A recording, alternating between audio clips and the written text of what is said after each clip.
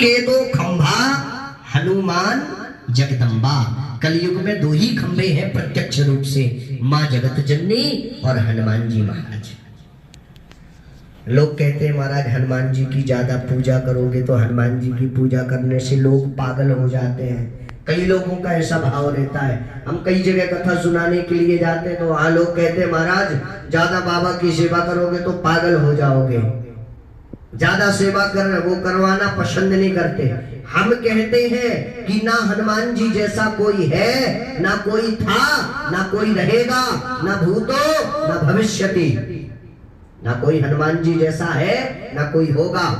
हम आप भारत में रह करके भी भगवान का नाम संकीर्तन नहीं कर पाते, लेकिन हनुमान जी की महिमा को देखिए कि हनुमान जी ने राम नाम का डंका लंका में भी जाकर के बजा दिया।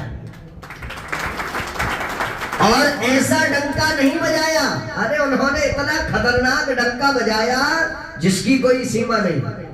हनुमान जी ने इतना तेज तर्राटे का डंका बजा दिया, राम नाम का डंका लंका में जाकर के बजाया। हनुमान जी जब लंका में जाते हैं और लंका में जब भ्रमण करते हैं, वो भ्रमण करने पर देखते हैं हनुमान जी महाराज कि कोई यहाँ राम का उपासक नहीं है। हमें किसी का घर नहीं दिख रहा कि कोई ऐसा राम का उपासक हो। उन्होंने देखा कि एक दीवार पर राम का नाम लिखा था, विभीषण जी का। विभीषण जी के दीवार पर राम का नाम लिखा था। जैसे विभीषण जी के दीवार पर राम का नाम लिखा देखा तो हनुमान जी महाराज वहां पहुंच गए।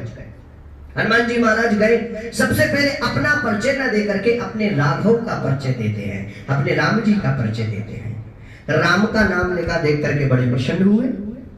किसी ने जाकर के रावण को बता दिया और कहा सुनो, तुम्हारा जो भाई है विभीषण, वो पता है किसका नाम लिखा है दीवार पे? राम का नाम लिखा है दीवार पे। राम का नाम? वो तो मेरा कट्टर दुश्मन है, वो तो मेरा विरोधी है, उसका नाम कैसे लिखा लिया? बड़ा मूर्ख प्राणी है।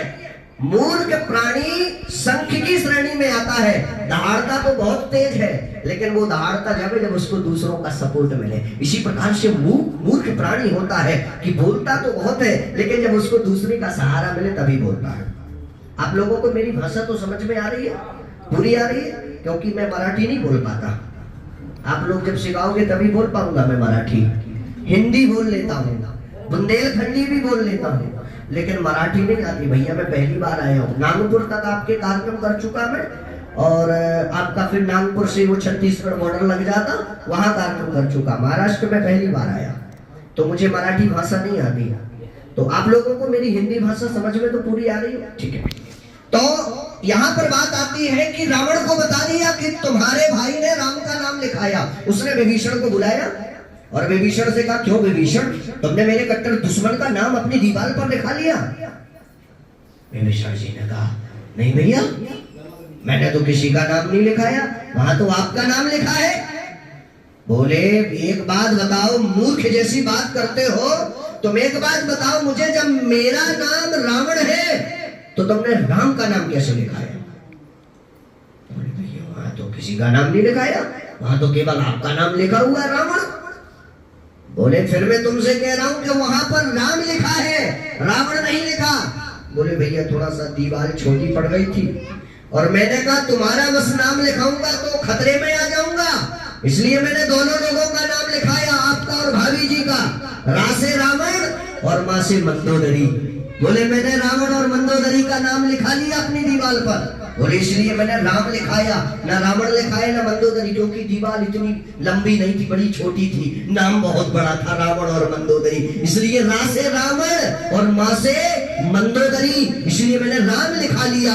तत्काल रावण ने पूरे लंका में कहलवा दिया कि अपनी दीवार पर राम नाम लिख लीजिए, सभी लोग अपनी दीवार पर राम का नाम लिख ले। धन्य है हनुमान जी महाराज जिन्होंने राम नाम का डंका लंका में बजा दिया। और हम आप यहाँ भी लेकर के बताओ राम नाम का ढंका नहीं बजा पाते है? अरे हनुमान जी के सामने जितने हर व्यक्ति के जीवन में संकट आता है, लेकिन संकटों का समाधान बाबा रामचरितमानस में लिख करके गए हैं कि कवन सो काज कठिन जग माही जो होए ताते तुम पाई। जगत का कोई ऐसा काम कठिन नहीं है जो हनुमान जी महाराज कर नहीं सकते। आज भी क्षमता है हनुमान जी के अंदर वो काम करने की और करवाने की जो हम आपने कभी कल्पना भी नहीं की होगी। हनुमान जी जब रावण के सामने जाते हैं, रावण ने मन ही मन में सोचा, एक बात बताओ, मेरे सामने जब मैं चलता हूं पृथ्वी भी कांप जाती है, और ये बानर इस प्रकार से खड़ा हुआ, इसको बिल्कुल डर भी नहीं लग रहा। रावण ने कहा, क्यों बंदर, तुमको मुझसे डर नहीं लग रहा? हनुमान जी ने कहा, भैया हमें तो बिल्कुल डर नहीं लग रहा, हमें बिल्कुल डर नहीं लग रहा। बोले, अच्छा तुमको डर नहीं लग रहा? बोले, बिल्कुल नहीं, मुझे डर नहीं लग रहा।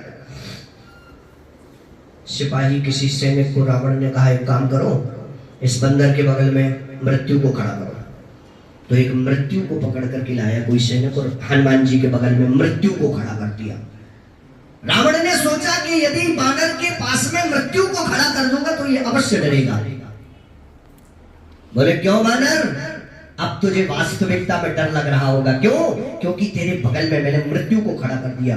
बोले, श्रीमान जी, भाई साहब, मुझे बिल्कुल भी डर नहीं लग रहा। क्यों? क्योंकि मृत्यु खड़ी मेरे बगल में है, लेकिन देख तुम्हारी साइड रही है, वो मेरे साइड नहीं देख रही है, उसकी जो नजर है वो एकदम तुम्हारे तरफ है। मुझे बिल्कुल भी डर नहीं है। क्यों?